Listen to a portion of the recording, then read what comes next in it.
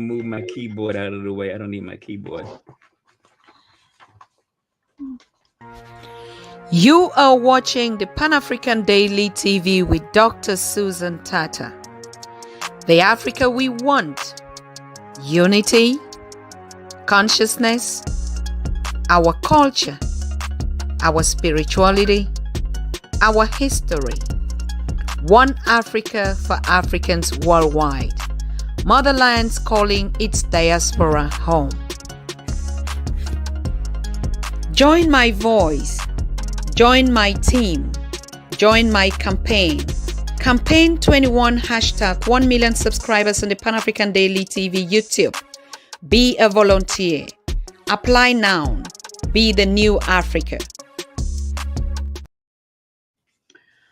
Okay, people. Greetings from the Pan-African Daily TV community. I hope all of you are seated right down here.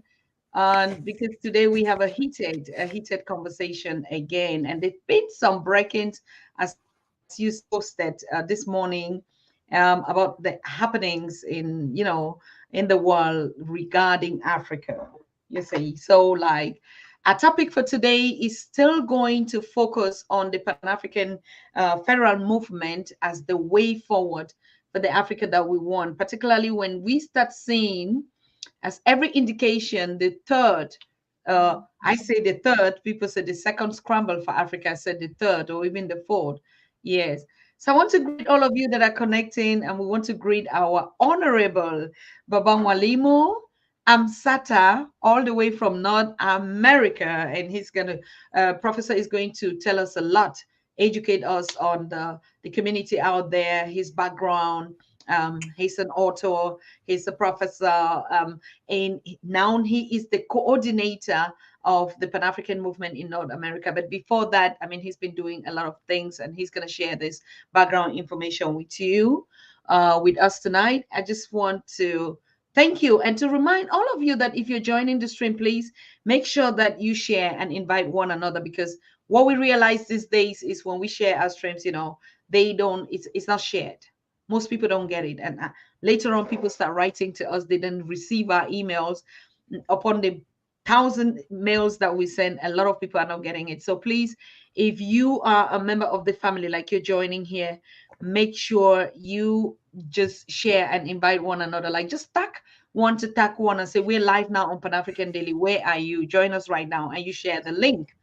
Because this is a critical moment in the life of Pan-Africanism, and particularly Africa. Like we say, the first fool is a fool, but the second fool, the first fool is not a fool, but the second fool is not just a fool, but a stupid fool. We waking up to a period now where we see the West running again to Africa. Like we posted today, or you've been seeing in the news everywhere, the Germany's president, is currently or was currently in Tanzania, and the purpose of his visit is not known, but an apology was offered, because of the atrocities of the Maji Maji rebellion, which that took the lives of more than 300,000 people when they were being forced and subjugated to cultivate cotton. And because they wouldn't do it, they burnt all their fields so that they would starve and so could not fight. And so during that period, up to now, it is suddenly now that Germany is realizing that they had never, even though they had been doing some compensations for Namibia, like we talked about, suddenly Germany just is realizing that they did not inform their public in Germany about these things. And so the president of Germany made a clear statement that he is truly apologizing for the crimes of his ancestors and our own ancestors by then. And the Maji Maji happened between the 17th and 19th century, but it is because of those Africans are saying, the communities are saying, critics are saying, it is because of that genocide and that rebellion, that the wealth that Germany is enjoying today belongs actually to the people of Africa during slavery and colonization. And never ever have we had any conversation, or has there been any discussion or dialogue like that.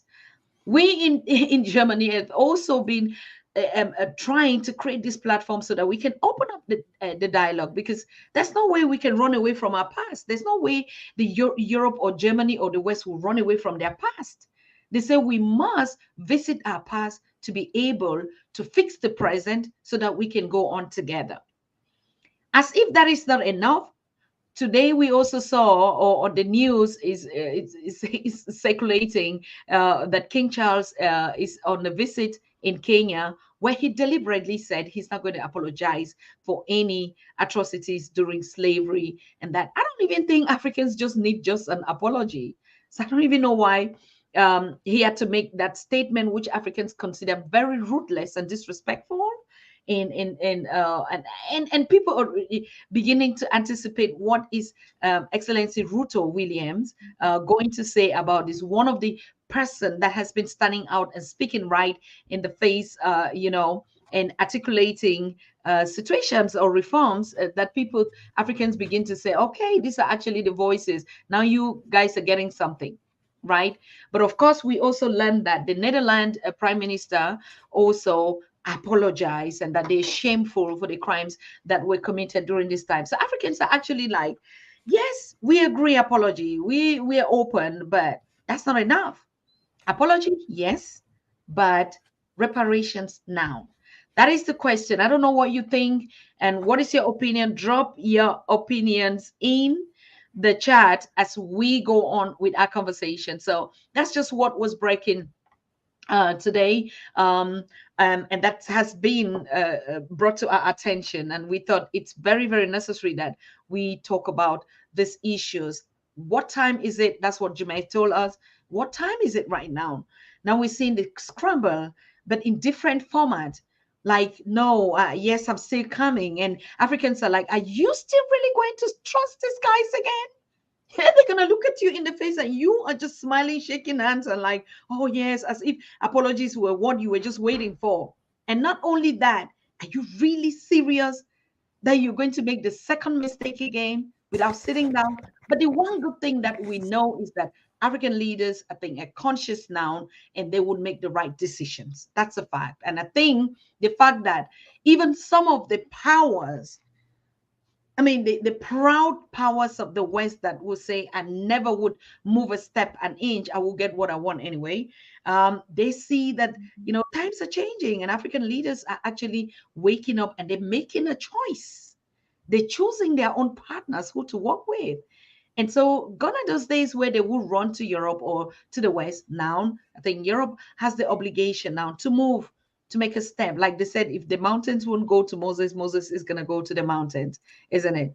So, anyways, our conversation today is going to include everything. So I want to welcome you, Baba. You've been hearing all these break-ins that I was just throwing out there. Good evening and welcome to the show. So what's your opinion about it? Just tell us. I mean, smiling, handsome, and I mean, I love the energy with which you had to fight to get on this show because of technical issues and this, and you keep telling me, no, Dr. Tata, we're gonna get that. We're gonna get there. We're gonna get there. We are going to get this. Yes, and you're right here on the show. We have done it. Welcome, Yes. Baba. Thank you. And thank you, Dr. Tata, for all you've been doing over the years with Pan-African Daily TV. That is a tremendous service to African people in terms of uplifting us, in terms of where we have to go. So I just want to, Asante Sana, thank you very much for your service.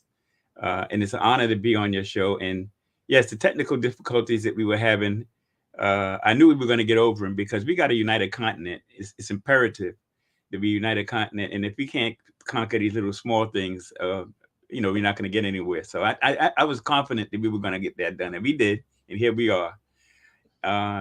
It's really interesting listening to some of the things you were saying. I remember the old days, they say, fool me once, shame on you. Fool me twice, shame on me. And that's kind of relates to what you were saying earlier. And the crisis that we're going through in Africa now, where it is like the second or fourth scramble for Africa, you got China all over the place, uh, Europe, United States, India, and other powers are looking to get a piece of Africa, and which makes it even more imperative that the mission of the Pan-African Federalist movement be achieved. And Brother Joe May last year said within 5 years, which is 2027. So I'm kind of holding him to that. But so I say by 2027, but definitely before the sun sets on the decade of the 2020s. The mission of the Pan-African Federalist movement is to bring the United African States into political existence, and we intend to do that in this decade. And this mission is so critical now when we see all of these powers coming in to do this second scramble of Africa. And the 52 states in Africa can't stand up to China by themselves uh, as individuals. Even Nigeria, the big one, can't. But if you're talking about a united Africa, a united global African nation, which includes the 55 states on Africa, all of the African states in the Caribbean, Jamaica, Haiti, which really led the way with Toussaint Overture back in the 18th century with that rebellion. Um, the 50 million of us here in North America, in the United States, 1.5 million in Canada, joining with the close to 1.5 billion on the African continent. There you have a global African nation that could stand up to anybody, and we could renegotiate all of the bad deals that we've had with Europe. We would absorb the federal government would absorb the debt of the states. That's part of being a federal entity. And once we absorb that, then we can renegotiate that.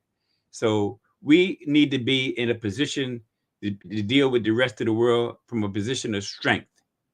And we need once the United African States comes into political existence, hopefully by 2027, but definitely before the sun sets on the decade of the 2020s, Africa it would trigger the reemergence of Africa as a world power. And I say the reemergence because the last 500 years has been an aberration from our traditional position. I mean, Africa has been a world power going back 4,000 years back to ancient Egypt. For most of our time, we've been a world power. This last 500 years, which was subjugated by Africans being kidnapped, forced migrated, and then enslaved in the Western Hemisphere, here in North America, and South America, and the Caribbean. And then that opened up the door for the colonization, the Berlin Conference. All of that is an aberration from our traditional history. So we in the Pan-African Federalist movement are committed to bring the United African States into political existence in this decade, and that will trigger the reemergence of Africa as a world power, and we will be able to deal with all of the entities that mean harm to Africa.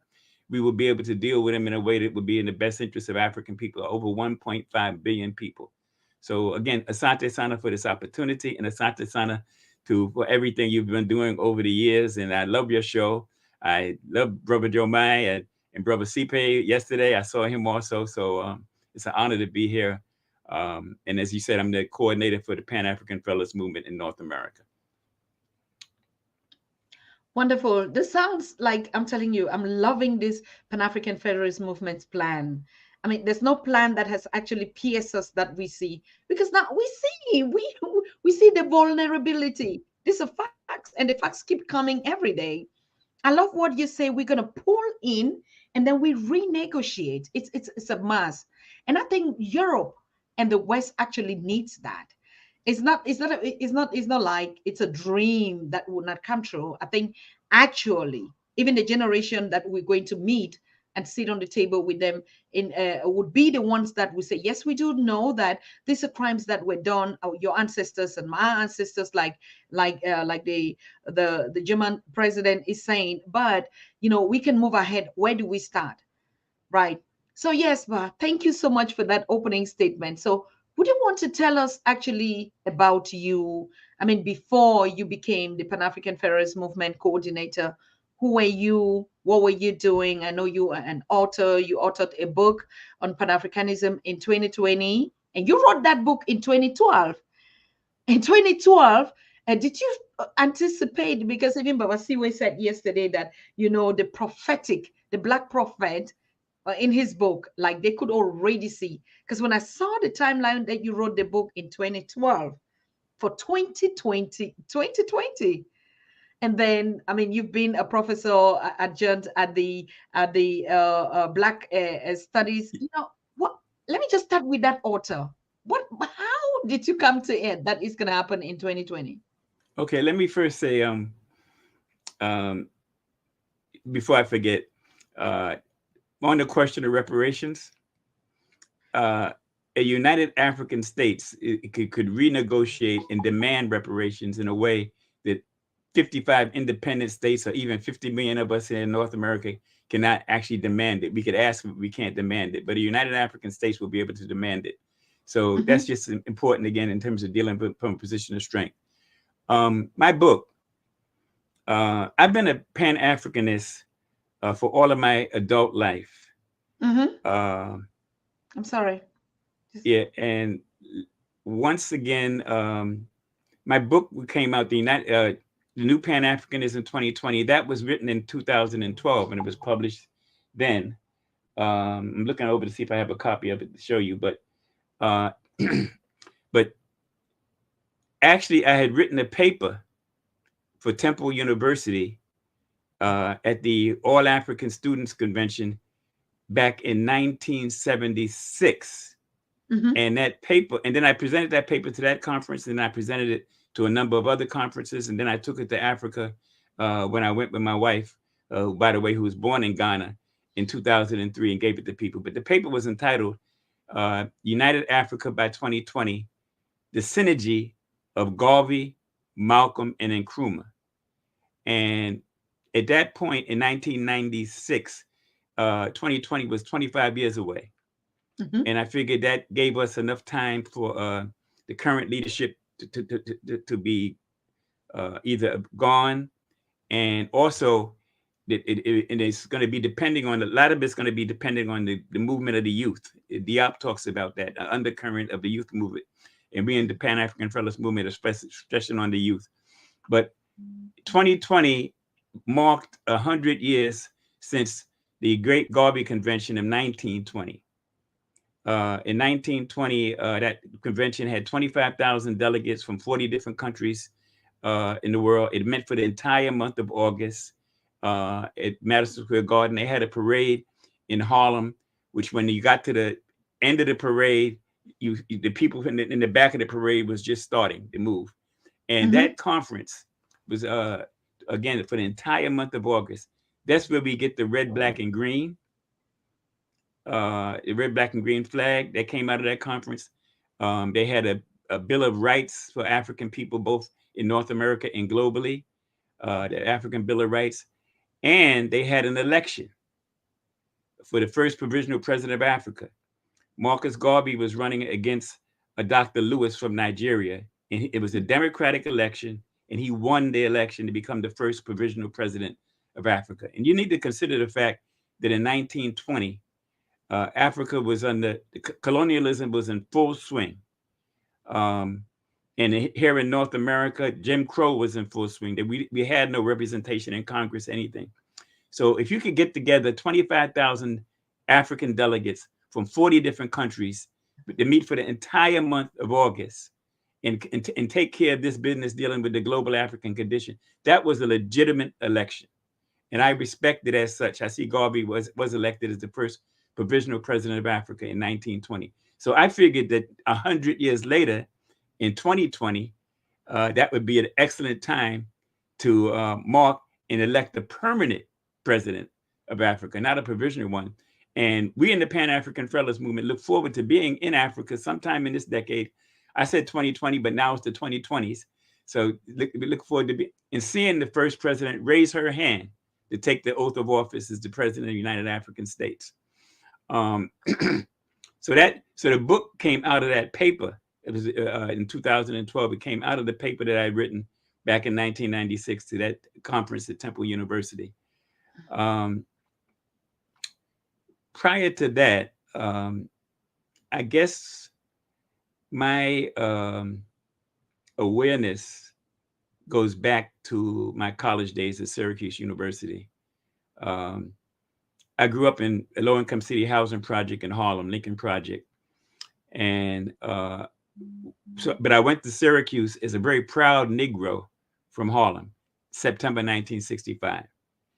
At the end of my year, in June of 1966, it was a famous march from Memphis to Jackson, led by NAACP. Well, first the NAACP. What happened is James Meredith had got shot. He was going to do a one-man march from Memphis to Jackson to demonstrate, because the Voters' Rights Bill had just passed, and he wanted to demonstrate that get Mississippi people to vote, because he was upset because even after a year later they hadn't voted. But halfway through the march, he got, not even halfway, he got shot. And then all of the civil rights movements descended upon his bed at the hospital. SNCC had a brand new leader who had just got, this is June, who just got elected in March, a fellow by the name, May, a fellow by the name of Stokely Carmichael. He had just replaced John Lewis. Martin Luther King, SCLC, was there. And he talks about that. Martin Luther King talks about that in his book, Community of Chaos. He talks about this march. And Floyd McKissick, the Congress of Racial Equality, was there. They were determined to continue the march that James Meredith started, 220 miles, by the way, from Memphis to Jackson. During that march, the slogan Black Power emerged. What do we want? Black Power. What do we want? Black Power. And that slogan had a tremendous impact on the culture of Black people. Remember, I said I entered Syracuse as a proud Negro from Harlem in my freshman year. Well, when I got in my sophomore year, a fellow by the name of Byron Merritt, he's his brother Auntie. He was a freshman. He's by the way, he's the national coordinator for the Pan-African Federalist movement in the United States right now. But we got on the elevator in the dormitory. I'm a proud Negro from Harlem. He said something to me, and I stepped off that elevator. I was a Black Power advocate. And you got to bear in mind everything that's going on around us. So, and from that aspect, from being a Black Power advocate, that year we started the Student African American Society in February. George Wallace came. He's the one who stood in the door to block Black students from coming into the University of Alabama. He came, and we had a demonstration against him. And at the end of the year, Stokely Carmichael himself visited. So that's my sophomore year, and we're very proud. And then we went on to, in my junior year, Martin Luther King was assassinated. So we started a Martin Luther King Library, which still exists there. And then in my senior year, we led a movement to establish a Black African Studies Department, which still exists there. So that's my consciousness. So I always say that I entered in my sophomore year. In my freshman year, I was a proud Negro from Harlem. In my junior year, I was a Black Power advocate. In my in my sophomore year, I was a Black Power advocate. In my junior year, I was a Black nationalist. And in my senior year, I was a Pan-Africanist. And then I took a year off before I went to grad school, and I was in Harlem, my hometown. I'm in a bookstore. I'm outside looking at a book, and I'm talking to a fellow by the name of Alombe Brath. A lot of people may know him. He was a very strong advocate, and he was a part of the movement. And Brother Joe May knows him also. But I'm telling him I'm a Pan-Africanist, and I'm 22 years old. And he's saying, oh, okay, if you're Pan-Africanist, you need to read that book. And the book he was pointing to was The Philosophy and Opinions of Marcus Garvey. And I proceeded to read that book from the front to the end. I still got my copy of the book that I bought. I have other copies that come out. And we began to talk about that. I was already active in CORE. I became active in the Congress Racial Equality as a volunteer in 1967 when they were fighting for an independent school system for Harlem. And I was able to relate directly to that. But by that time, so CORE was talking about Garveyism. I began to be the person who would, the researcher, they called me, the researcher and the advocate. I would bring all the information in. And eventually we hooked up with the UNIA. The person who was president at the time was a fellow by the name of Harvey in Philadelphia. And we visited different chapters of the UNIA, Garvey's organization. At that time, there were still people alive who had actually seen Garvey. And they were like older men. And when you see, and when you would talk with them, they would talk about Garvey, they would like come to attention. I mean, just the mentioning him. I mean, they would come to attention, and they would talk about how he would be speaking on 135th Street, and you could hear him clear down the 125th Street. So I just happened to be blessed to be aware in that age of 20, 23, 24, 24, and be able to take advantage of meeting some of the people who had actually seen Garvey with their own eyes. You know, you couldn't do that now. So I consider that to be a blessing. But that was my youth. So I went on in Corps to become the director. After I got out of grad school, and from the Maxwell School at Syracuse, I was hired on the national staff of the Congress of Racial Equality. And at that point, I became the director of political affairs. And in that capacity, I got the organization recognized as a non-government organization with the Economic and Social Council of the United Nations. And we became the only organization that had that recognition. There were some other civil rights organizations that had recognition with the Office of Public Affairs, but we took the step further to become a consultative staff with the Social and Economic Council of the United Nations. So in doing that, I was mimicking Malcolm, who had passed, who had already influenced me, because Malcolm talked about we need to take the course of the condition of African people in North America to the United Nations. So I was just following Malcolm as a young man, but we did that, and then later on, we went to the Black Political Convention in 1972. We also spoke at the first Congress of African People in Atlanta in 1970 in Atlanta. In fact, I was a grad student when I was there, but by the time the Black Political Convention came up in 1972, I was already on the staff of Corps. And in 1975, we went to the OAU, the Organization of African Unity, that was taking place in Kampala. And I was, and our leader at that time actually became a delegate, the first person from North America to become a delegate, thanks to the Ugandan delegation. So those are some significant things. And here by this time I'm 28 years old, and that was my first trip to Africa in Uganda to the OAU. So that stands like in the background of where I was, and that's the foundation of my Pan-Africanism and being a Garveyite, and everything else flowed from there. But I had that solid background. So I ended up working for the New York State Department of Health in the Division of Planning, Policy, and Resource Development as the coordinator for the National Health Service Corps, which is a program that places doctors in medically underserved areas. But that was what I was doing to pay the rent. My passion still remained Pan-Africanism, a commitment to Africa being unified. As early as 1973, Corps sent delegates to the OAU. That's 2 years before I actually went. But I wrote a paper that was submitted to the OAU with a brother by the name of Solomon Goodrich. And in that paper, we thanked we commended the OAU on its 10th anniversary. But we said we look forward to 10 years from now in 1983, hopefully to be talking before a united African government, a union government. So that's as early as 1973 that I'm thinking about this. And again, I'm 26 years old. So you can see there's a solid foundation for Pan-Africanism and for the issue of unification of the African continent. So when I met Brother Jomay, even before 2015, we would be chatting on the internet, and I would say, I like the way you think. I like the way you think. And because he was saying some of the same things I was saying. So in February 2015, the Pan-African Federalist movement was established in Senegal. And by May of 2015, we established a North American chapter, and I was asked to become the coordinator for that. Brother Amadou Sek, who is now the vice chair of the IPC, the International Preparatory Committee, was my first deputy chairperson. So that's that. Let me just give a brief. I've said a lot, so let me just end.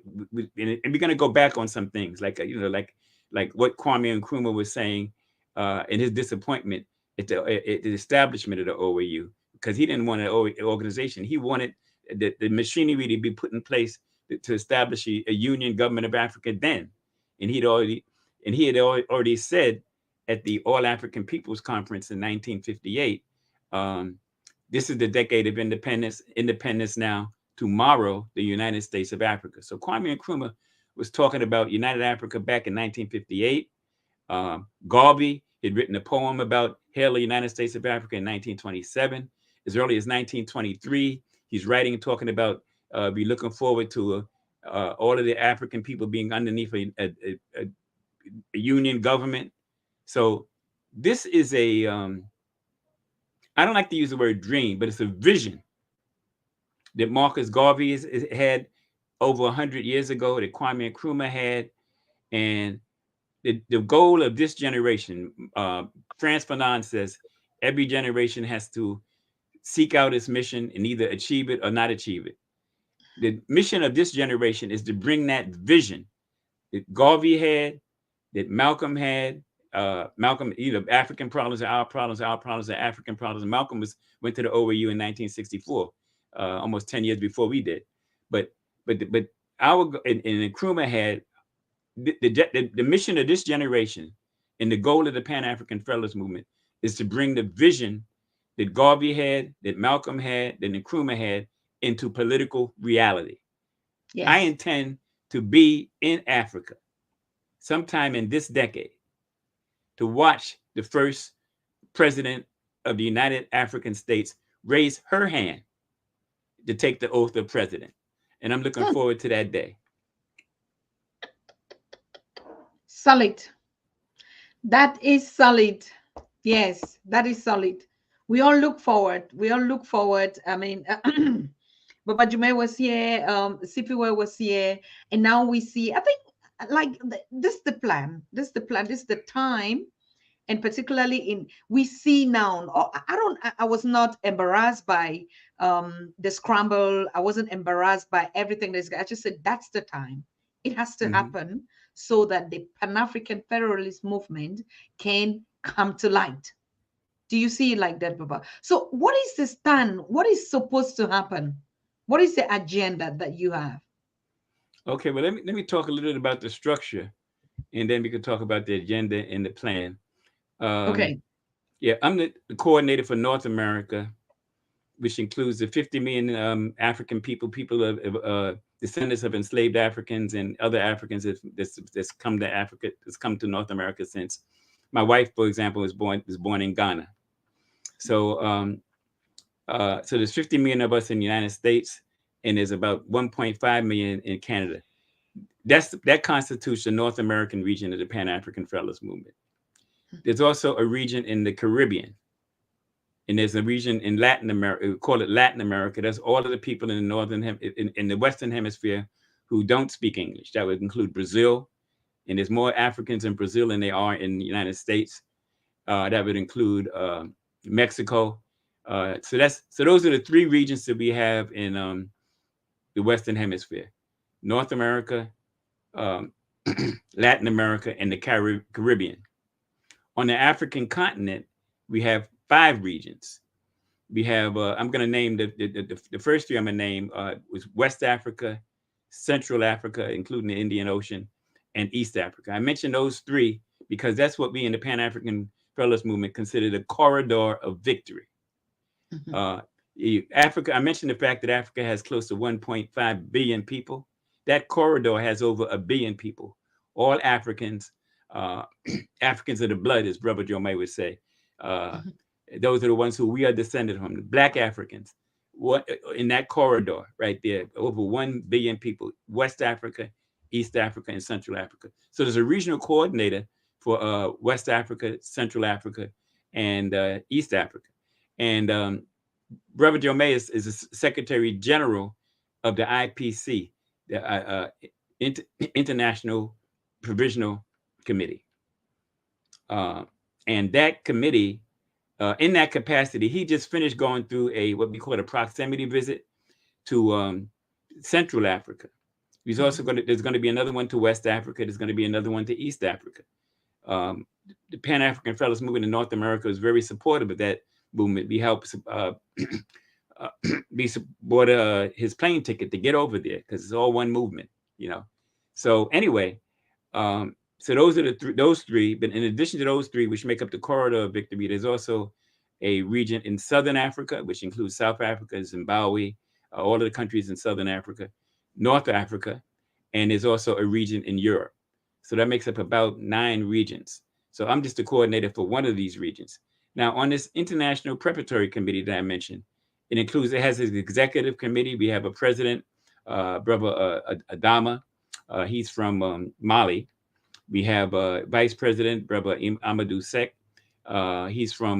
He lives in America. He just was just promoted to be a professor and got a special chair at this very prestigious school he teaches in Boston.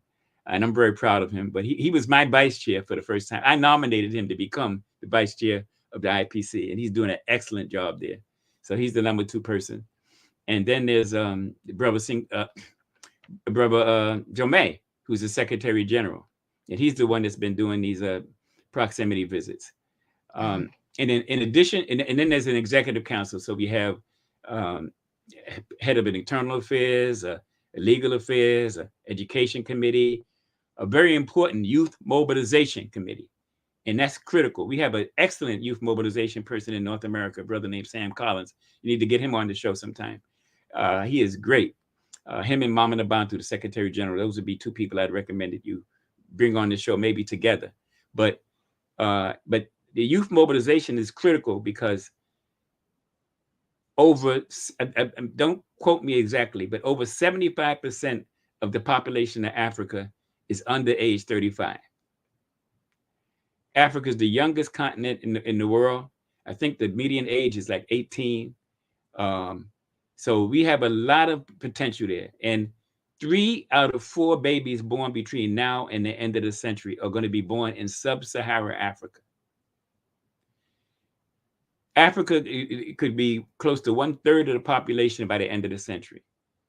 So you can see how critical it is for us to unite and have that underneath one government, as opposed to having people scramble and have an Indian section, a Chinese section, a European section. We can't have that. We can't have that. We've been through that. Like I said, this last 500 years is an aberration. Now is the time for us to unite and reemerge as a world power. But that's the structure of the Pan-African Federalist movement. We're building inside of the regional coordinating committees or national coordinating committees. So we have a national coordinating committee in the United States, and that's a brother Auntie. He's the chair of that. We have one in Canada, a brother Hervé is the chair of that committee.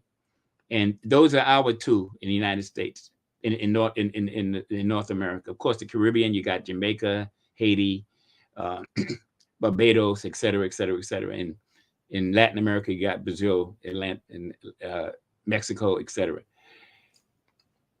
And on the African, excuse me, on the African continent, the regional coordinating committees have many more nations, like Western Africa has Ghana, Senegal, Nigeria, et cetera. In Eastern Africa would have Tanzania, Kenya, Uganda, Burundi, et cetera. So you can see there's a bunch of national committees. So those are so underneath the regional committees, there's national committees. And underneath the national committees are local coordinating committees. So we have like one in Atlanta, for example. You have a strong one in Florida, Washington, D.C. We have a local coordinating committee in New York State. We have a New York State committee, and we have some local coordinating committees there. Now, the state committees, which would be similar to the national committees, their main job is to pull together a coalition of national organizations so that we could begin to talk about having a constituent assembly, which will transform the regional coordinating committees into regional preparatory committees. And that will lay the foundation for the first Pan-African Federalist Congress. At the first Pan-African Federalist Congress, it will be national coordinating committees that'll be represented. So there'll be Canada represented. I mean, Ghana, Nigeria, Tanzania, Jamaica, and also the Black nation in America. The 50 million people I'm talking about, we've always said we're a nation within a nation. We never surrendered our sovereignty. We were kidnapped, forced migrated, and then enslaved. We never surrendered our sovereignty. So we are, in fact, the nation. 50 million of us are, in fact, a nation within a nation. The Pan-African Federalist Movement recognizes that fact. And when the Constitution of the United African States is written, we're going to have the exact same rights as anybody on the continent has. We're going to have our representatives in the body, in the Congress. We vote for president, et cetera, et cetera, et cetera. So the Pan-African Federalist Congress, the first Pan-African Federalist Congress, we were thinking about having it this year, but we really didn't have the critical mass we needed because it has to be massive mobilization on the ground. This is a bottoms-up movement. We need to have a critical mass of African people who are committed to bringing the United African States into political existence before we actually have that first convention, that first Congress. So it's probably going to be maybe next year or the year, probably next year. I'm going to say I don't want to put it off too late because remember by 2027 we got to be united, right? So we got to get this stuff done. But those are some of the steps to be going through, and at the Pan-African Federalist Congress, we will begin to actually begin to establish the Constitution for the United African States. I'll begin to lay down some of the principles of it, and the people in the national organizations that come to that meeting will go back with a mandate, particularly on the African continent, particularly in the corridor of victory, West Africa, East Africa, Central Africa, with a mandate to go back and get not referendums or petitions to get support on the ground for people to sign to demand that their states become part of the United African States. And hopefully the leadership in those countries will be supportive of that. But if not, the people, we want to get the masses of people underneath the leadership, because sovereignty, which is critical, belongs to the people. And the sovereignty, it goes. So if we have the masses of the people underneath the leadership will either fall in place or move aside, or as we used to say back in the 60s with SNCC, move on over, or we move on over you. So so at that point we want to get the referendums in each of these countries that they call on these countries that they agree to become a part of the United African States. So that's basically where we're going. I could talk something about our petition and our call in North America also, but that's basically the roadmap of how we envision bringing the United African States into political existence. I welcome any questions on that because No, it's okay. Questions are in the chat. I mean, it's a lecture. We're listening first, and then because it's a new dream, not new, but vision. It's actually something that resonates with what we've been looking for. And as you said, this is just the time. What are the challenges you're facing on the ground in terms of mobilization? Like you say, we need a critical mass.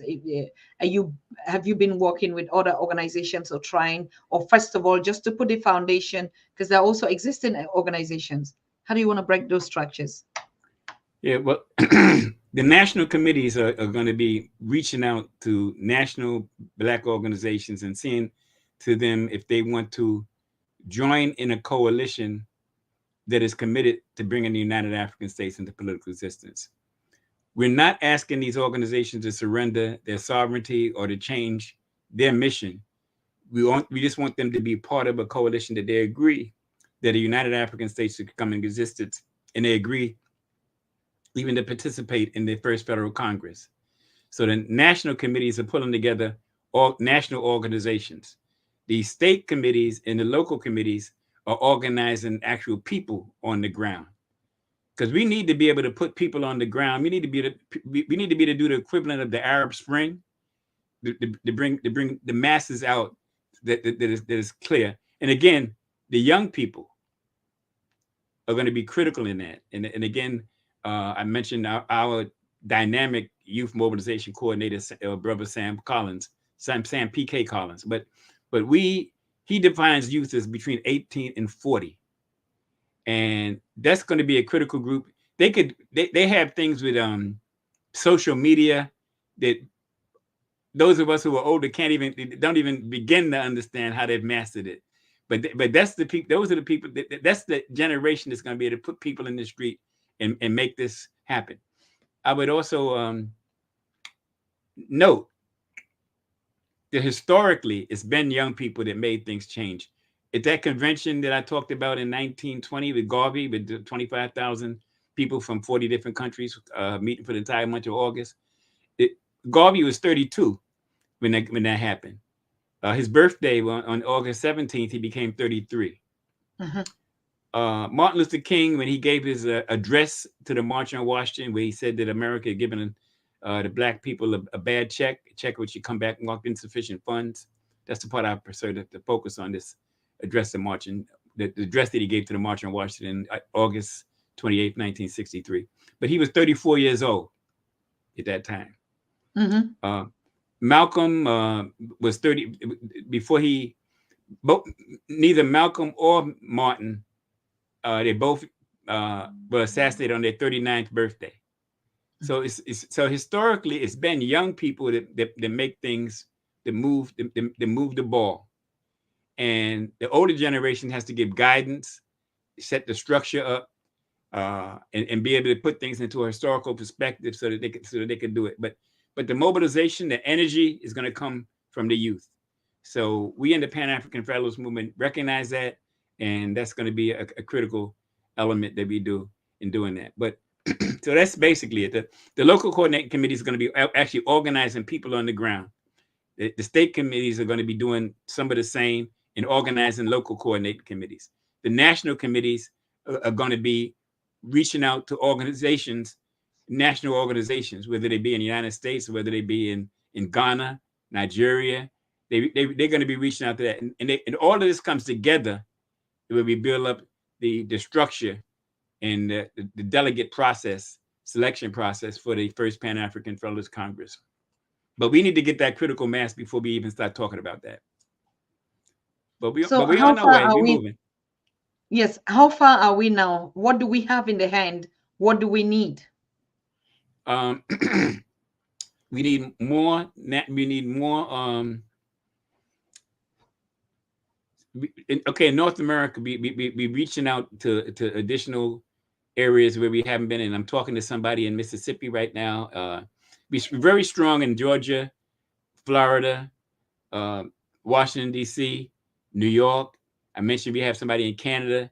I'm reaching out to a brother in Mississippi, Lumumba. We're reaching out to people in California. We're reaching out to people in Detroit. We need to establish local coordinating committees and state coordinating committees in each of those areas. And on the continent, it's the same thing. We need to have local coordinating committees in Accra, in Kumasi, in Ghana. I'm talking in Nigeria. We need them in Nairobi. Then again, on the ground, that has to happen before we really have the critical mass to be talking about. And we're moving ahead, but we don't want to move too quickly before we have that. So that's the critical part. But but the machinery is in place to make that happen. And that's the machinery that I described before, starting with the IPC. And by the way, one thing on the IPC, in addition to having the president, the deputy president, and the secretary general and the executive committee, each of those 9 regional coordinating committees has 3 people who are on the IPC, the International Provisional Council. And they meet once a month, the first Saturday in the month. So for example, for North America, I'm on the IPC. I'm a member of the IPC. So is Sister Nabantu, who's our Secretary General. So is Brother Cliff, who is the Deputy Coordinator for North America. So each of the regions have 3 people who represent it. So you've got 9 regions. You got 27 representatives from the regional coordinating committees there on top. And then you have the executive committee and other people. So that's the governance structure. So we have the structure in place. We're meeting regularly. And I'm very optimistic. I think we are going to get this done. And thank you for all you're doing to help promote this. And and all you're doing in terms of raising the awareness of African people, that's critical. I mean, let me just say this: our petition, we have a petition operation in North America, and we think it really should be done globally. It came out of the pre-Congress in 2018 in Accra, which I was there, and Mama Nabantu was there, and several, our coordinator from Florida, Sister Ayoka, she was there. But the petition is a simple petition. It says, do you support the idea of a United African States? And if you support the idea, you sign the petition. We're not asking you to join the movement. We just asking you, do you support the idea? Now, we want to get millions of people to sign that, supporting the idea, and you're developing a database around that. The next step after the petition supporting the idea is the call. The call, it has a number of different things. Do you agree with Malcolm when he talked about African problems are our problems and our problems are African problems? Do you agree with Diop when he says that the movement is going to be really get off the ground when there's an undercurrent of young people that will move past the sterile leadership that we have now? Do you agree with Nkrumah when he said Africa must unite, and a number of other things? He said, so if you agree on this call, if you agree to any one of those things, you sign it and you become a member of the that makes you a member of the Pan-African Federalist movement. That's something I had to sign back in 2015. So we have a website in North America, www.pafm-northamerica.org, www.pafm-northamerica.org. And on that website, you could actually sign the petition. You could sign the call. And then there's another step. If you're interested in becoming a card carrying member of the Pan-African Federalist movement in North America, and you're willing to make a small commitment on a monthly contribution, you can get a card as a card carrying member. But a card carrying member is the same as, doesn't have any rights over anybody who just signed the call. Because when you sign the call, that's what makes you a member of the Pan-African Federalist movement. So there's three different things. There's a petition for mass consumption. People could go knocking on doors asking people just to sign the petition. Do you like this idea? Do you like this idea? We're not asking you to do anything about it, but do you like the idea? And you want to get mass support for that. And then the call means you actually are doing something. You're becoming a member of the movement itself. And then there's a third step when you become a card carrying member, when you make an extra commitment. So, and we have a database, and you can do all of this on our website that I just described. And the website also has a number of other websites. It has the global website for the Pan-African Federalist movement. It has a number of PowerPoint presentations, and it has some blogs. It has a number of different things. This is an exciting website. I would take a look at it.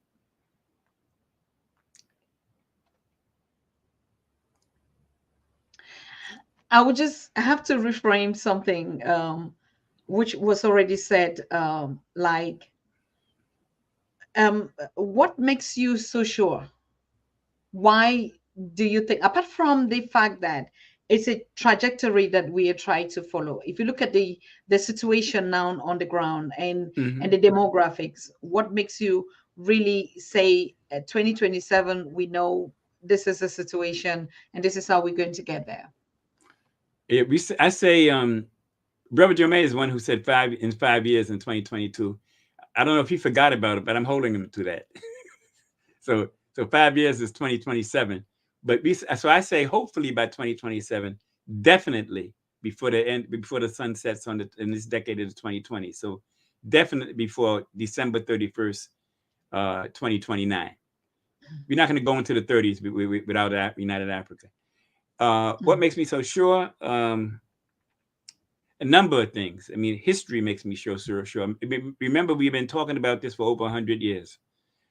Garvey was talking about it in 2023, even before he wrote his poem. Kwame Nkrumah at the All African People's Congress in 1958 said, "This tomorrow, the United States of Africa." I wrote my paper in 1996, United Africa by 2020, the synergy of Garvey, Malcolm, and Nkrumah. So we've been talking about this for some time now. and the time had to be right because all of the countries had to get their flag independence, which lacked sovereignty, and we went through I think, a 37-year period from March of 1957, when Ghana became independent, to May of 1994, when Mandela became the first Black president of South Africa. So we had to go through that stage before we could even begin to talk about it. Now, once we've gone through that, there's an awareness that these states that have independence have limited sovereignty. Sovereignty is a critical word here. They have flag independence, but they involuntarily surrendered some of their sovereignty to other powers.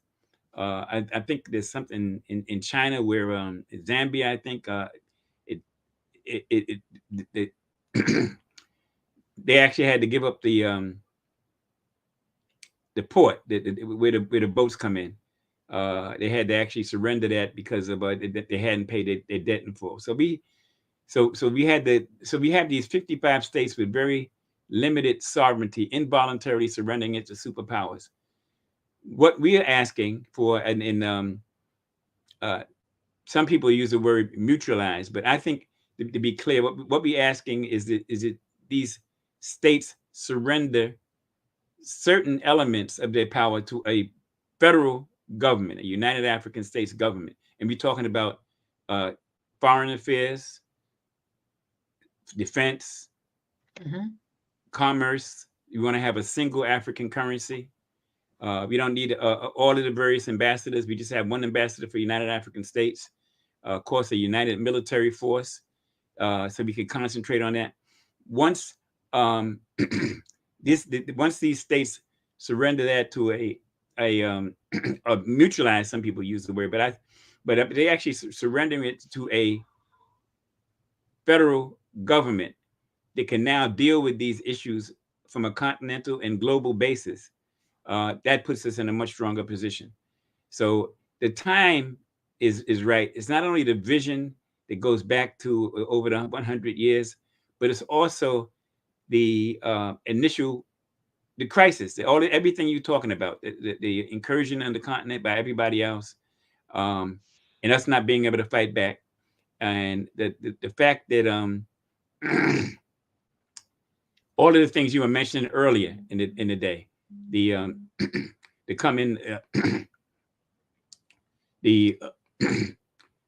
apologies, the lack of reparations, all of that stuff is coming to the head. And if we don't unite in this decade or sooner, it might be too late. But we're not going to go with it being too late, because we're going to unite, because that's the only way that we could guarantee the survival of Africa. And once Africa reemerges as a world power, African people, wherever they may be, will be able to hold up their heads in dignity.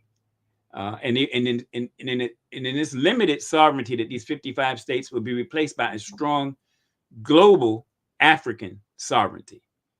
It's a strong global African sovereignty, which includes the 1.5 billion people on the African continent, the 50 million of us here in in the United States, and all of us. A global sovereignty by the middle of the decade, there's going to be more Africans on the African continent alone than there are Chinese and China, Indians in India. And so at that point, we're a world power. And we need to be able to do that in order to be able to address all of these atrocities that African people have been facing for the last 500 years. So in my book, I say that there's someone who says that nothing can stop an idea who's come, not an army. I believe at this point in history, the idea of a United African States is long overdue.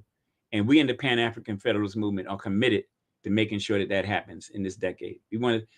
For us, it's not a long-term vision. It's not tomorrow. Kwame Nkrumah in 1958 said, this is a decade of independence, tomorrow the United States for Africa. We're saying in the Pan-African Federalist Movement, now is the time. So that's basically it. Good. I think we'll give ourselves, we'll give Baba Mwalimu a short break if you want to take something to drink. Oh, yeah. All right. That was very good. And um, it looks like when I listened to the last part of your presentation, when you said, the governments, the 55 governments are required to surrender a portion of their responsibilities to the Pan-African Federal Movement. So it sounds like that's what normally the Pan-African Federal Movement is like the African Union, Mm-hmm. right? No, It's not like you're saying, and I think now I get the point why Professor Jumaya was saying, no, there's going to be no fight, no war. It's just an understanding to see that. So it looks like the Pan-African Federal Movement, it's not about overtaking the president or what. It's like they have to surrender this portion of responsibilities to this organization, in terms of like you said, foreign affairs, their defense, their commerce, and some critical I mean responsibilities that they can handle. International affairs, for instance, when you talk about foreign affairs or stuff like that. Because what I'm asking is like the simple reason, for the simple reason that we cannot negotiate a reparation from the point of an international perspective. It's already a lose for the African states. For instance, it is very impossible, and I think that's what the federal Pan-African Federal Movement wants to initiate. For instance, the issues of this president going to Africa for apology of what they did on the continent. Imagine if we had a movement, or the Pan-African Federal Movement established already. Do you think that there would have been a need for them to go? Because you're talking even about the European coordinator or the North Africa. It means every country that I'm not saying every section. For instance, if we want to hold Britain accountable for our artifacts, for reparations, for whatever. So, I mean, the Commonwealth nations, which is attached, or the department from Pan-African Federal Movement that is attached to that, would be responsible to follow up something, which makes sense. Because one of mm-hmm. the things we're thinking is that the negotiation probably is a difficult thing for the leaders of the continent who are not really versed with foreign policies or with actually the situations on the ground. But because we don't have a representative of the continent in that diaspora, they're not involved, we're not talking as one people, it's easy to divide, conquer, and rule us, isn't it? That's why Absolutely. Germany can go to Tanzania at the same time. UK is in Kenya at the same time, and then pass through the corridors of Uganda and stuff like that. Like you're just navigating country to country, talking your normal daily business, and there's nobody that is actually taking the responsibility. Am I correct? Yes, yes. I mean, China goes to 50 of the 55 countries, negotiates independent contracts with them. And let me clarify something though. We're asking the independent, the flag independent African states to surrender or neutralize certain powers that they have, not to the Pan-African Federalist Movement, but to a new federal government, which they will create. A federal government is made up of states. The states create the federal government. The sovereignty is in the states, and the states get the sovereignty from the people. That's where the ultimate sovereignty is. So it's the states will in the states will be like Ghana will now have a governor. Tanzania will now have a governor, but they will surrender certain pieces of mutualize of their sovereignty, not everything. Or we talking about again foreign affairs, defense, commerce, monetary affairs. So there's a single currency, because once they do that to this new government, which the states themselves have created, the federal government is better able to manage them, maximize those areas in a way that will better the interests of all of the states that exist. So it's a win-win process. In the federal government, I'm a student of history. one of the things that when the United States government was established, Alexander Hamilton, he put in a key phrase where the new federal government absorbed all of the debt of the states. So one of the things is, so if the new federal government absorbs all the debt of the states no longer have that debt. That's another incentive for them to become a part of the federal union. But also, once the new federal government, which the states created, has all of the debt, they could renegotiate that debt with the people with the debtors, the people who owe it. They could talk to China, they could talk to, and they're not talking like, it's not like Ghana talking to them, or now it's 1.5 billion people, the government for that talking to them, and we have control of all of the resources. Africa is the richest continent on the world. The world can't exist without Africa, but Africa can exist without the world. So basically, what we're talking about is putting African people, giving them an instrument, which would be this global federal government, because we're not just talking about the continent. We're talking about global Africa. Global Africa includes the 55 states. It includes the Caribbean. It includes Latin America. It includes the 50 million of us in the United States, the 1.5 million in Canada. It's a global African nation. And Kwame Nkrumah said, regardless of whether you're born in North America, South America, wherever, you're African and you're part of the African nation.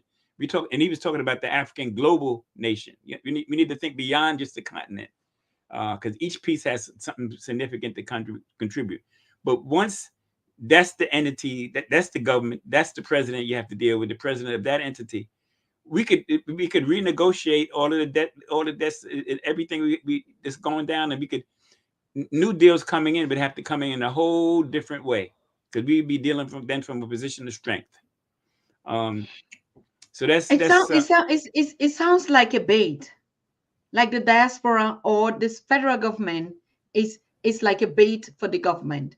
And I think one time we had a conversation like, what if the diaspora, or we would organize and buy the debt of the continent, so we could be some kind of like or mediating between. And it's the plan. I mean, the federal movement or this plan. I'm telling you, it's crazy. That's why we need to understand it pieces by pieces, because it looks complex. It looks like it's undoable, but the more you explain it, the more it looks very simple to do. Yeah, well, first place, traditionally, reparations are paid from one state to another state. Germany paid reparations to Israel. So, we once the United Government of the United African States come to existence, they will negotiate the reparations with the United States. They will negotiate reparations in Europe for losses they have, and the people who you're negotiating with won't have much of a choice, but they will have to deal with it. So that's the way. That's the strength right there. That it'd be a global government negotiating with other governments for reparations for harm that they've done to African people over the last 500 years, and that would put us in that government will be able to demand the reparations for it that's happened to African people in North America. They will be able to demand the reparations in Europe. I mean, and for the loss, for kidnapping resources from them, us, bringing us, force migrating us and enslaving us.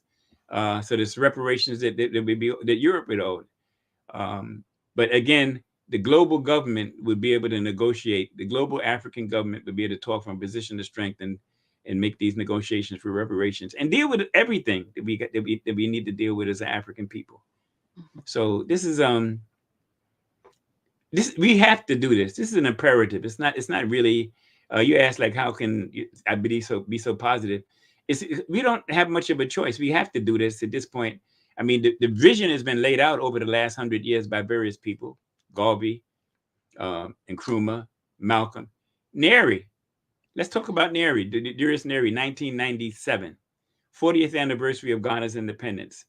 1997. Neri. This is the elder statesman, Neri. And he gives a speech which I include as an appendix in my book, and it's also included on the website, the Pan-African North American website, again, PAFM-NorthAmerica.org. He gives a speech in 1997, when he's looking back over the last 40 years of his generation from 1957. He remembers when Ghana became independent. And he remembers eventually becoming president of Tanzania. He remembers the founding of the OAU. And he talks about how Kwame Nkrumah wanted to unite all of Africa at that point. Some of us disagreed. We thought we should do it sectionally. You know, Tanzania, he had a plan where Uganda and Kenya would become, and Kenyatta would become the first president. That didn't quite work out. And there was even Nkrumah, Mali, and Guinea had a short-lived union, but that didn't quite work out. But anyway, but Nyeri in 1997, he's 75 years old.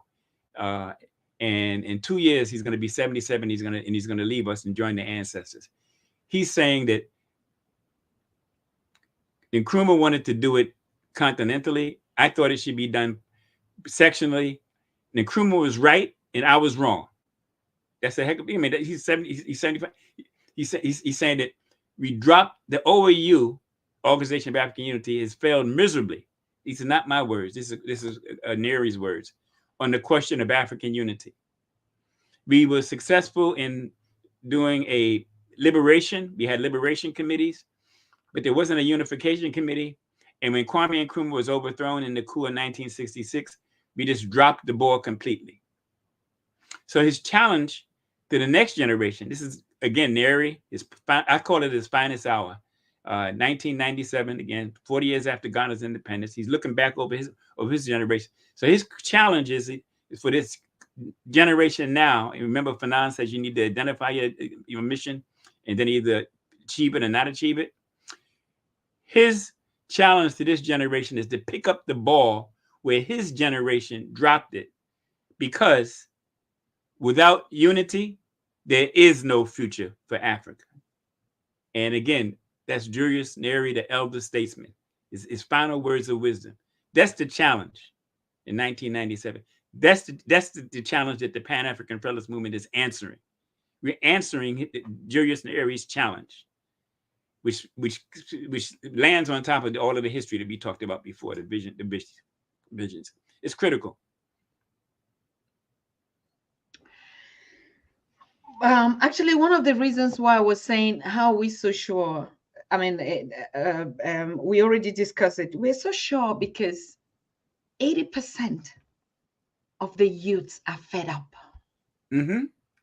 They're fed up. I mean, I just wanted us to reiterate on it. I mean, they've given up. And so anybody who gives up something is somebody who is searching for something else. So that's the first criteria that we know, that when, in as much as the education, the awareness, the idea is actually brought out there, I'm very sure this is what we should be looking at, grabbing it, running into it. And then one thing that Professor Jume said that was very critical also was the fact that until now, the solution has never come from the diaspora. But we know that this vision of a united Africa came from Marcus Garvey and from Haiti.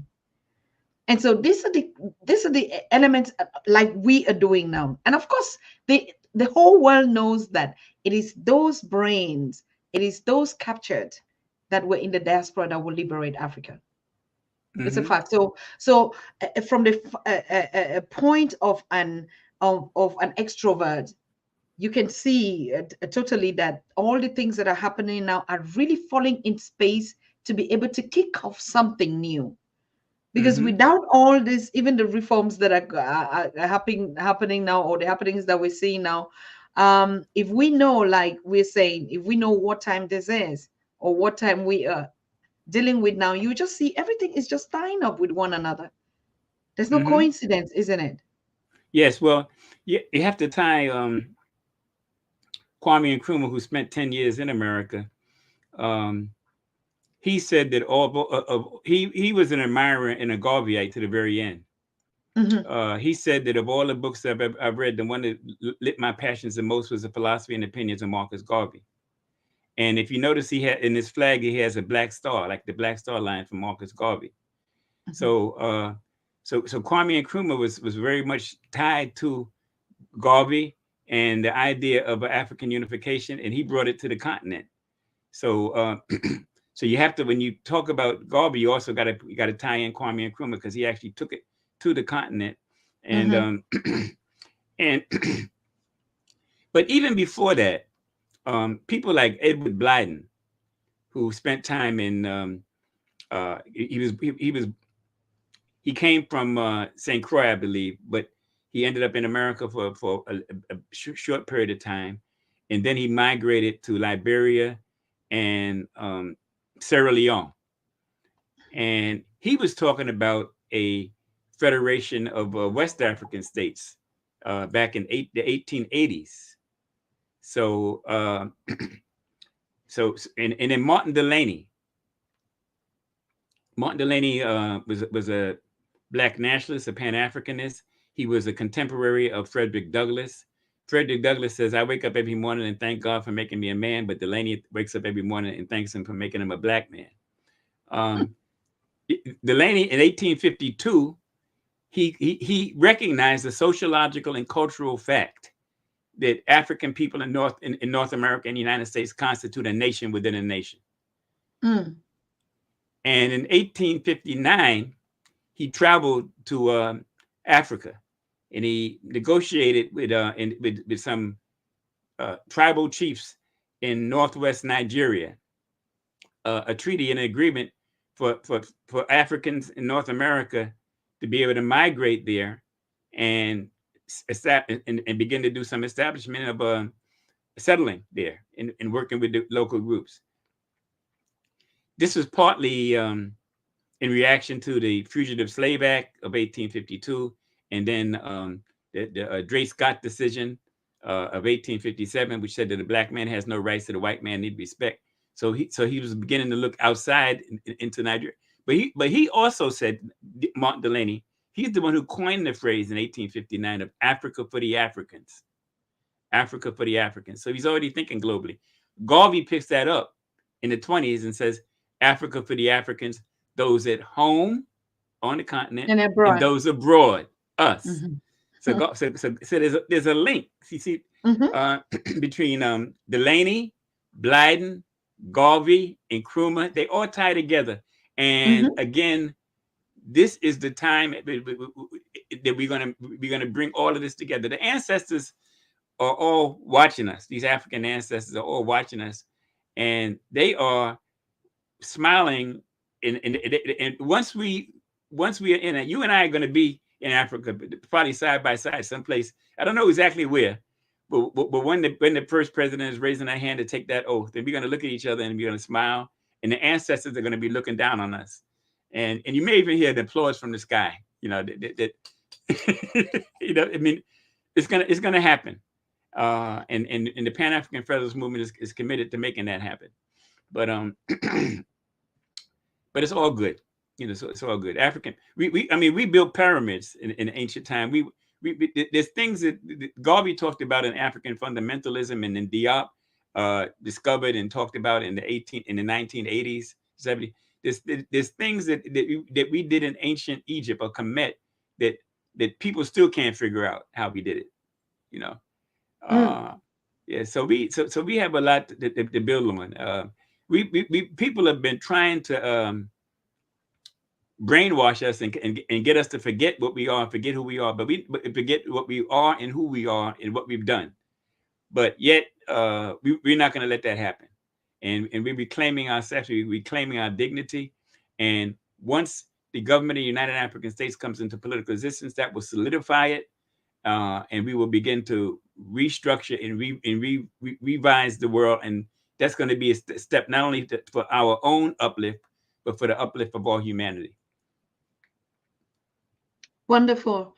We are moving into the session of actually now we have a plan, because up to now actually it was just confusing. We didn't really know. Yes, everybody wants a united Africa, but the structure was not clear since the past 3 days, and that's why it's really been difficult for me to put guests with contrary ideas in this Pan-African Federalist movement. That's why I take a continuity so we can learn further, we can understand the structure, and then we can begin to know, or Africans or Pan-Africans could really be sure that this is it. This is the end time of what our ancestors, of what all those that took a bullet for read or lost their life. This is really the payback time. And if I see the way, or if we threw out a questionnaire and everybody was like, it's very clear that every other system in the world is struggling right now, and this is the very best time for Africa to evolve. I mean, not just the best time, but it's our time to evolve. Now, Yes. so the next step after we know what we want, we also, because even on the Pan-African Daily, we have to navigate the system accordingly to what we actually want as Pan-Africans. And if we have the goal that is set or something like this, and we know we're working on this, and also with other organizations on the ground, so we can begin now to promote the agenda by also getting in contact with some of the youth movements that we know that are already existing, that already have a base, that already have the structure to mobilize. And we have a lot of them that we also hosted here, who started and with huge following on the continent and also in the diaspora. So I think if the concept is clear and everybody really knows, like my sister Steven is saying, each one teach one, that will make sense. And that will actually, I think we would go around in a very short time, because we have no business again than uniting. I think every Pan-Africanist from blood and soul and mind knows that we don't have any business here than just to unite and build our continent and our people and our communities. And I think in this time, this is a time where now, before we enter 2024, at least we have a plan. So from 2024, what we do is just to start empowering our youth.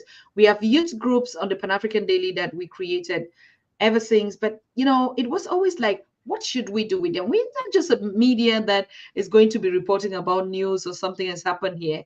Why we touch actually this break-ins that is happening about the reparations, the apologies, is because it's a Pan-African topic. We're not going I to think sit here on foreign news and say, okay, Germany is doing this with Pakistan or this and that. That's not our business. Our business here is topics that actually focus on the development, or the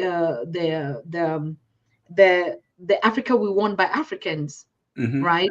How we Africa for mind the our Africans. business, how we get into us and begin to figure out how to work with each other, like structures like this that are made by us for us. Brother, I would encourage you to have Brother Sam P. Collins, who's a youth mobilization coordinator for North America. He's doing a lot of things already. He had a convention in Harlem on Malcolm X's birthday. He's mobilizing the youth in North America. And also there's a Dr. Tite. No, not, I think that's his name. He's in Ghana. He's a youth mobilization coordinator for the IPC, for the International Preparatory Committee. So him and Doc and Sam would be two good guests to talk about what's happening with the youth, and also in terms of those groups that you're talking about, to bring those groups into a structure that could help give some direction in terms of reaching our mission of bringing the United African States into political existence. But you're right. The youth are going to be a critical element in making this happen. And the youth have, see, the good thing about the youth is that they don't have a vested interest in the status quo and what is, but they do have a vested interest in what can be. And they're the ones who are going to actually live to see the United African States and actually live to see it thrive, to actually see it thrive, to see it being able to do big things, putting men on Mars and things like that. And my daughter is 18 years old. Brother Sam defines she's 17. She's going to be 18 in 2 weeks. but Brother Sam defines the youth movement as people between 18 and 40. So our job and my job is to make sure that she has the world, that most of her life is spent in a world where the United African States exists. And then she could proceed to take it, her generation could proceed to take the United African States up to the next level in terms of dealing with all the different things that has to be dealt with. My job is to give it an instrument and then let her take it. Can you imagine all the fantastic things the United African States could do for not only for African people, but for the world? Of Things we course. can't even imagine, you know. Of course. Yeah. But that's what we're saying, that I think even the world is fed up. The world needs a solution. And so it's not something like in the past where Pan-Africanists were, we were scared that, because we're talking about this. No, it is about creating a solution that the world needs right now. Because all of them, I don't think, be it on the continent, the systems that are operating over here, everybody, like in Germany, we say they are overforwarded. Like they're tired. They need new, the earth itself is recreating. And so I truly understand, and I truly think it is our time, Pan-Africans. It's our time, Africans. It's our time, lovers and friends of Africans, to actually say, yes, this is a time Africa has the solution. Like the mother of nature, mother of humankind. We've always had had the solution from the beginning of the earth. And now we're back to after the 500 years. Yes. I remember back at the Congress of African People meeting back in 1970. Jesse Jackson was there. All of the major leaders were there, but the slogan was, "What time is it?" And they said, "It's nation time." What time? It was a slogan. What time is it? It's nation time. Well, this is our time, and right now it's nation time, but it's global African nation time. Yes. Global. It's time to bring the global African nation into political existence. And it said, I think it's Marcus Garvey said, "Great ideas, no nationality." So there's, I think it's Hugo or somebody, Victor Hugo, I think, said that nothing could stop an idea, but not a mighty army. Nothing could stop an idea whose time has come. This time has come, and this is our time, and we're going to make it happen. We have to. I think it's like Mandela said, you're playing small cannot change the world. You, Africa, always thinking you're small, cannot make a change. So it's up to us. I think the challenge is up to Africa. I see the West, so that they give up, or they have their own issues that they have to give up. But it is Africa that has to bring something on the table. We've always been complaining. Somebody has brought something on the table, and they were eating the crumbs of the table. But it's time that we grow up and bring something on the table. Of course, we know that we had always, but through victimization or all the stuff that we went through, pulling us back into slavery and colonization and all that. And I heard my sister Kalena said, but it's because we didn't listen to who we are. We didn't listen to our ancestors. We chose the way of the foreigners, and we were left to taste of it. Now we've all beaten, and our fingers are paining. And that's why we said in the African tradition that a mother would say, touch that fire, it's going to burn you, but it's not going to stop you from not touching it if it tells you once and twice.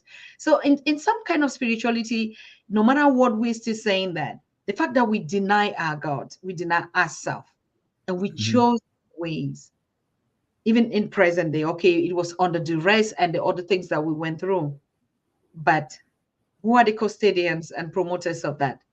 So thank you very much, Professor. I mean, these are the kind of topics that we think makes a lot of sense. We don't bother. The small quality that we need is what is very important, not just the mass of we just talking or doing things or playing politics with Pan-Africanism or business with Pan-Africanism. No, we are taking that space that has been given to us.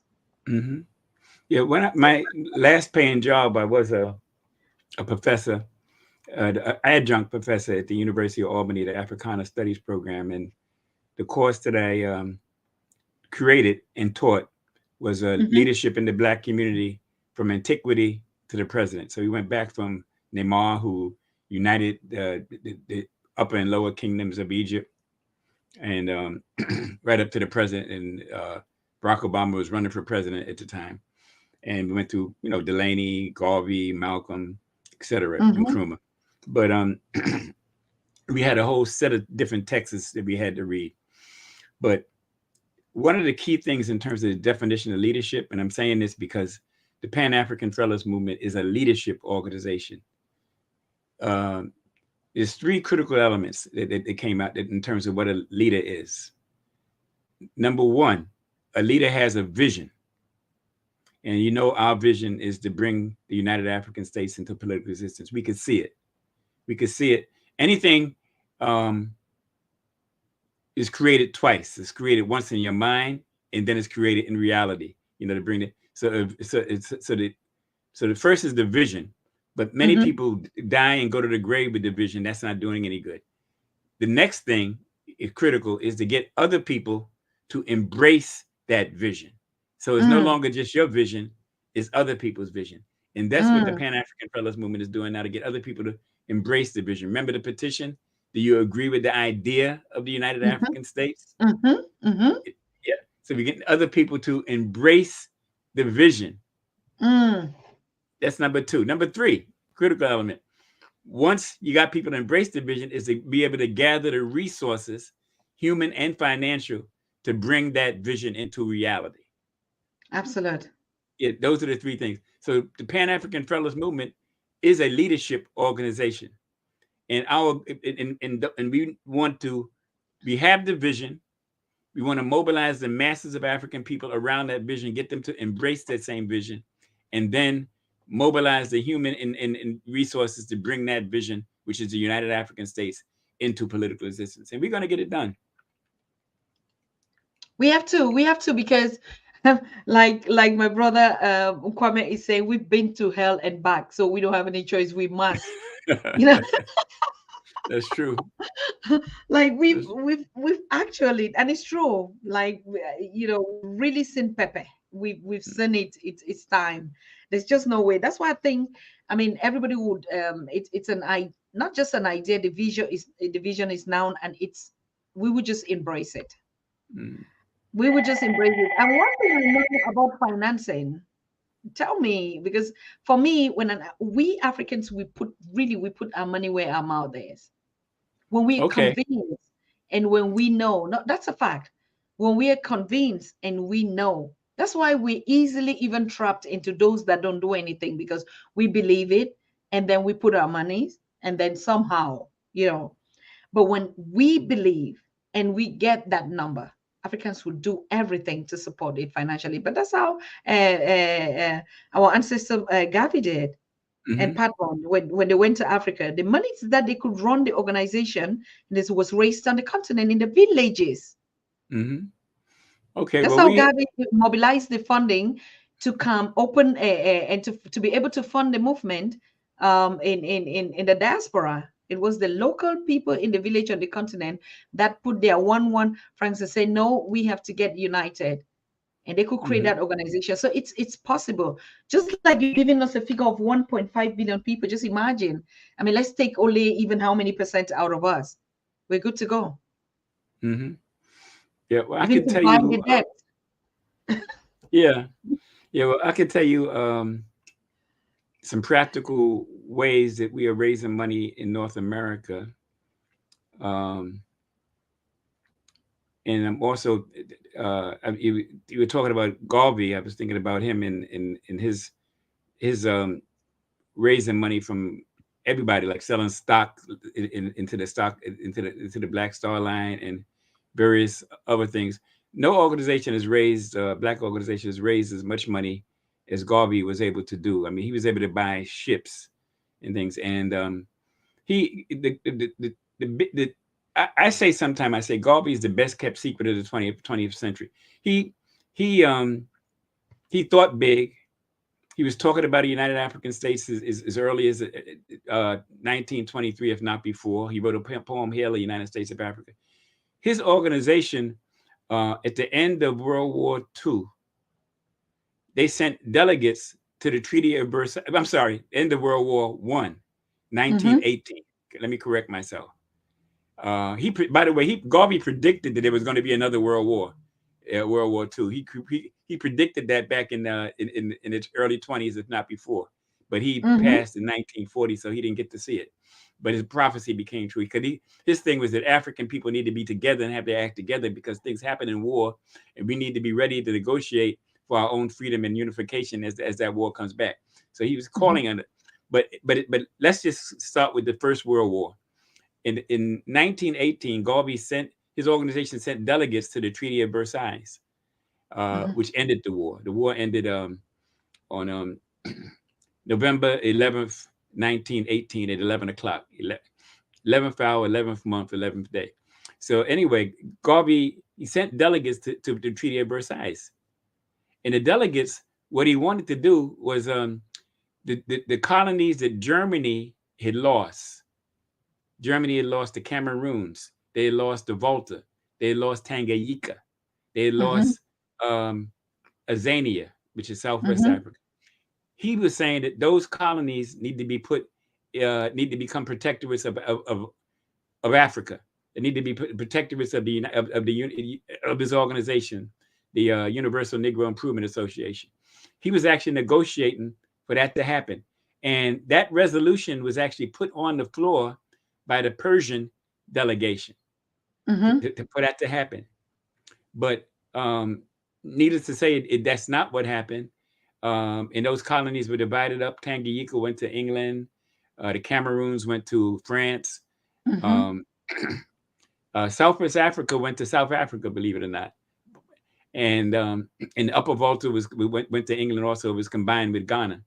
So, but Garvey was thinking ahead at that time, and that's how he was thinking. That was his plan. He's actually sending delegates to the Treaty of Versailles and make that happen. Another thing, people don't know how close he came. First place, the Garvey movement. People think about Garvey movement as a go back to Africa movement, taking black people back to Africa. That's really not the case. In fact, Garvey said that some people is no good over here, they'd be no good over there. Garvey said, the movement of Garvey was essentially to bring about a central, in his words, a central nation for the race, to bring about a strong African nation. So when he was negotiating with the president of Liberia, he wanted to move the national headquarters of his organization to Liberia, put it on the African soil. That was it. And he had several different delegations go over, and finally the president of Liberia agreed, and they had a formal written agreement where he was going to actually move the national headquarters over to Liberia, and he had over 1 million acres of land. I could tell you specifically where they were in parts of Liberia, in Harper and Cape Palmas County in Liberia. Very specifically, 1 million acres of land was going to be part of the negotiation. But when he sent his ships over with the equipment to begin to do this, they were dumped into the sea, and the Liberia went back on the deal. What had happened, of course, the colonial powers didn't want that to happen, but there were also some. Remember, Brother Jomai and Sipe was talking about the intellectuals. Well, we had a prime intellectual, very well respected intellectual, who was also a part of the duplicity. He managed to get himself appointed ambassador planetary by Calvin Coolidge, and at that time, they talked the Liberian president into going back on the agreement, the signed agreement that he had with the Garvey movement, and that was the end of that thing. Now what happened was, and then that exact same 1 million acres of land that was supposed to be for the Garvey movement's headquarters, enter a fella by the name of, I'm talking from Philosophy of Opinions of Marcus Garvey. Enter a fella by the name of Harvey Firestone. Firestone Rubber. Heard of Firestone Rubber? They got the exact same acres of land that Garvey was going to establish their headquarters where Firestone Rubber got. So Nkrumah years later said that he was talking about Du Bois, who was Pan-Africanist, who he said Du Bois died in his arms on August 27th, 1963, the day before the March on Washington in the United States. And he empathized with Garvey with Du Bois for dying in his arms. But he said that, but Garvey did a lot of things to undermine the Black Revolution. And then he said, if this is Nkrumah, it's not me, this is Nkrumah talking, not Brother AMSATA. He says, if Du Bois had followed Garvey, the movement of black people in North America and throughout the world would have been much further now. That's Nkrumah's assessment. And he had something to do with it, but he wasn't the primary factor with that undermining of the Garvey movement. That's the intellectuals one of the intellectuals that the brother Jomai was talking about, Brother Sipe. And I also remember there's this book right here. It's called The Crisis of the Negro Intellectual. It was written by Howard Cruz in 1967. Crisis of the Black Intellectual. And when Brother Jomai and Sipe was talking about the how intellectuals are undermining the movement and how we need to really be going to the people, that where the sovereignty lies, I was thinking about that. I was thinking about Howard Cruz's book, The Crisis of the Negro Intellectual. So anyway, but we do need to go down to the masses. And a bunch of degrees doesn't necessarily make you someone who thinks in the best interest of the race. In fact, you may be thinking about the colonial powers. There's certain things, native intelligence that people have. John Henrik Clarke used to talk about how he would talk to Malcolm X. Mm-hmm. He said, I would talk to Malcolm X. This is John Henrik Clarke talking, who was a good intellectual. He said, I would talk to Malcolm X one day, and the next day, Malcolm is teaching me off of what I told him.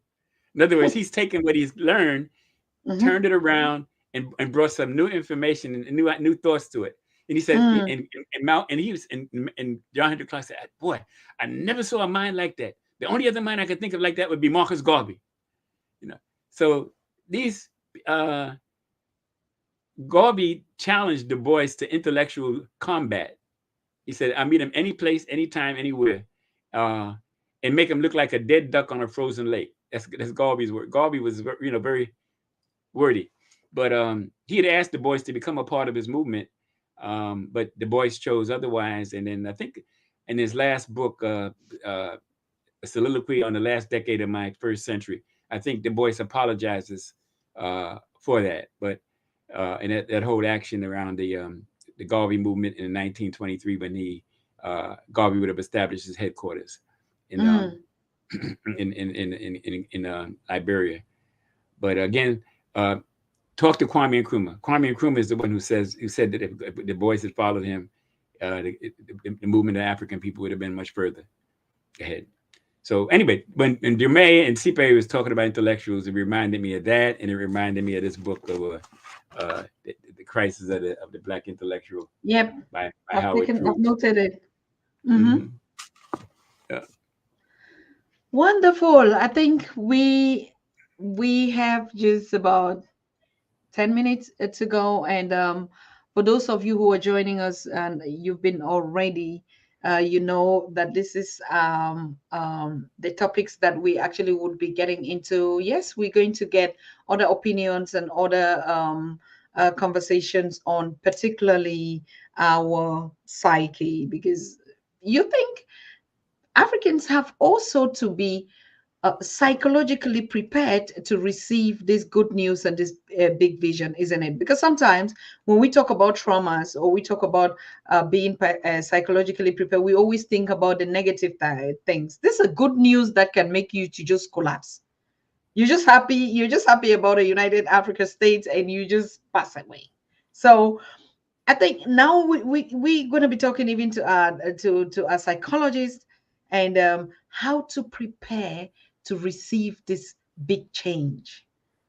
It's also what we have to think it too, because it's a whole, remember, it was a whole mind thing, the shock, the whatever. So it's a whole mind thing also for us to educate ourselves because don't you see something like this, like you just sit very relaxed, Baba Mwalimu, you just relax, like, oh, I've been there, I know it. Okay, we're giving it to the young people now, we just push them from the background, and you're just cool. with the idea, but somebody who is just dreaming, a youth who never thought, even us who never believed, or people who just thought, again, another, where were the others? Why did they not? Do you sometimes think that, you know, I mean, the need for us to actually accept is also a job that we need to do. Just Mhm. accepting the fact that we can be one, like staying as a slave for long, you just already used to. Yeah. You're used to doing those things. So I think we need, apart from just putting that in those coalitions and stuff like that, there are going to be a lot of psychologies within us that just to the mind preparation of this new Africa that we all looking for. Like you say, on the day that we'll sit face to face on the continent and get the first president swearing Yeah. in. Wow. And that's going Raise to be a her hand. woman. Raise her hand to take the oath of office. Yeah. Let me, which, excuse me. In addition to youth, women are going to be very important. Like we have a women's mobilization chair in the IPC, and we're looking for a new women's mobilization chair for North America. But what a suggestion I would make, like for a future show to follow this up. I would bring in maybe as three people on one show. Brother Sam Collins, who's a youth mobilization coordinator for North America. uh, Dr. Tite, who is the youth mobilization for the global movement, the IPC, and I would bring in my sister, our deputy coordinator, Mama Nabantu. She's in Atlanta. She's a dynamic woman, and she could also talk to that. If you bring those three people in and have them follow up what Brother Joe May was saying, what I've been saying, begin to get some insights in terms of where the women are going to fit, where the youth are going to fit, and you get it from a North American, but also you get it from global. Dr. Tite. I think those three people on one panel would be my recommendation for a new show, and I certainly would look at that. Wonderful. No problem. You're going to share the information. Baba Juma is also doing that. Like, Mm. yes, we need the teachers. We need it. We're not going to televise this one this time. So, Mm. so yeah. Thank you so very much. Thank you for all the audience that have been. I know these are topics that, particularly things that, you kind of like weigh you down, like you think, but I love the spirit in this place. You're so wonderful. The family is always on top. Like I said, we can build this this Pan-African Federalist movement just with the followers that we have, the community that we have here on Pan-African Daily. You already Mm. see most of them were already asking the website. And so when it really would come to action, like petitions to sign or to sign we also have our own team on the Pan-African Daily, distribute those information. Every guest that will come here would have to be a part, and so That's there's a great. lot. That's Yes, there's great. a lot. It's for That's great. us. It's for, I mean, we want to see our children. We really want to see this dream, like you said, in every generation. This is our own time. Our time is to deliver. Absolutely. It's the time of And delivering now. and I would So, encourage people to go to the website, because on the website you could sign the petition, you could sign the call, and if you choose to become a card carrying member, you could take action to do that. And there's a lot of other good things on the website. A lot of information. Uh, different. It's links to other websites on there. And again, the I'm website trying to is put the link. yeah. The website is www.pafm Mhm. dash northamerica.org. And let me make sure I got that right. I'm sure I do. Yeah, PAFM northamerica.org. Yeah. I'll post it. You see if that's right. Okay, go That ahead. should be. Mm. But the women and the Mhm. youth are going to be critical in terms of making this movement So successful. www.pafm-northamerica.org, right? Yes. Yeah, so If you, I just posted it. I think that's correct. yeah, is it going to If come not, up? you just look at the name of the organization and then you put www and then I think that will be Hmm. good. Yeah, and we have a card. I don't know if I could put that up. Um, well, no, our new membership cards are going to have. I'm learning stuff from young people. It's going to have what they call a PQ. What's the call that square when you just click the square and you go directly to the website? Yeah, the PK. I'm showing my ignorance here. I don't know the exact name of this thing, but young people know it. It's the square. Baba, you're just okay. We'll find it. You're just so sweet. Thank you, Baba. You're just so great. All our teachers are professors. All of us are not into the high tech time. I mean, we're gonna figure this out. We would find it. The young people will research. It's their job to research. Go on PAFM, minus notamerica.org. It's just a simple, even if you give it to Google without actually tracing the link. And Absolutely. I want to thank Stevie. Stevie is saying, don't forget to share this show on all your social media platforms and with your family. We're talking to the family now because we can cook something, but if you don't share for the family to eat, you're just going to be a one-man eater. So on this show today, we actually have insight, structure, what the clear vision was, and everybody's looking excited. And I'll be getting more guests on this conversation. We have to keep it rolling for the first time that we're giving, and that's really one thing that actually motivated me about this show when Professor Jumai said this has to come from the diaspora. This has to come from Jamaica. This has to come from the Caribbean, where the vision was born. Yeah. We're all But don't forget Kwame Nkrumah, who took it from the diaspora onto the African continent. Yeah, of course. And then that, of course, that's for sure. And then Neri, who 40 years later says, without unity, there is no future for Africa. So it's all connected. Yeah, it's all connected, Prof. But I'm just saying, when we were thinking, it's always been looked as if that's the responsibility of the African Union to bring this. Oh my God, we're freezing. I don't know. Yeah. I don't think, well, that's another subject. I don't think the African Union, with a plan for 2063, is going to be the body that does that. The Charter of the African Union says we the heads of African states. And the Constitution of the United African States has to say we the people of Africa, or we the African people of the world, not we the heads of states of Africa. Because the sovereignty belongs to the people of Africa, again, not to the heads of states of Africa. And so that's why the Pan-African movement is a bottoms-up mass movement to bring the United African States into political existence. But again, thank you, Dr. Tita, for this opportunity.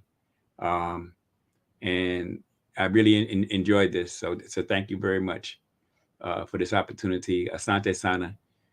As I always end my stuff, peace, blessings, and African political unification before the sun sets on the decade of the 2020s.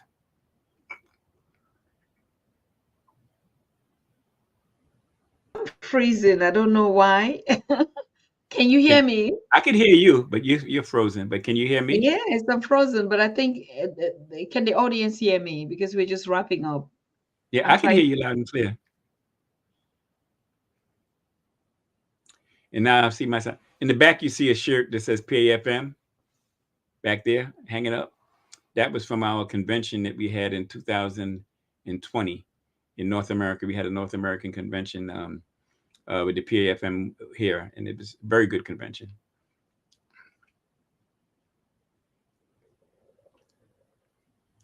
Anyway, it's been a wonderful opportunity. And thank you so much, Asante Sana, Dr. Tata, for all you're doing and have done and will do to help bring this vision into reality, this critical vision for the survival of African people in this century and beyond.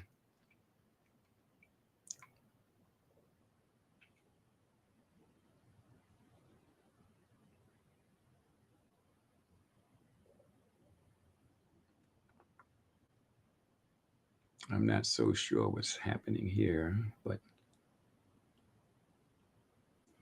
I'm going to wait for Dr. Tata to come back. But I hope all of thank you for everybody who's actually listening, the audience, and throughout North America and throughout the world.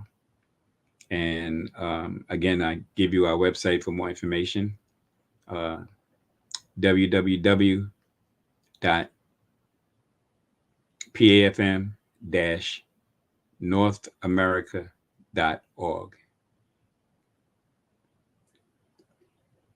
Look forward to seeing you on that website. Oh, let me just also say, my email is unitedafrica2020@aol.com, and the official phone number for the Pan-African Federalist Movement is 518-859-7798. That's our official phone number.